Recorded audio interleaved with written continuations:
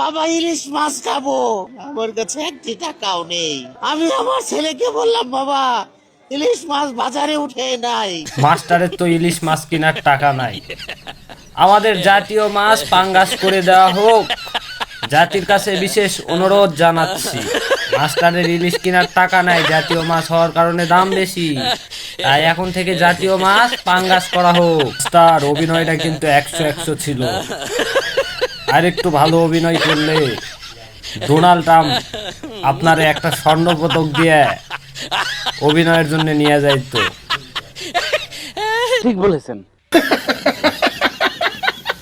পেটের ক্ষুধা ইচ্ছা করে গাড়ির নিচে মারি ঝাপ, পেটের ক্ষুধা ইচ্ছা করে গাড়ির নিচে মারি ঝাপ, কেন যে শিক্ষক হইলাম বাপ রে বাপ, আমরা কেন যে শিক্ষক হইলাম বাপ রে বাপ, আমরা কোন ভাগ্যে শিক্ষক হইলাম বাপ রে বাপ।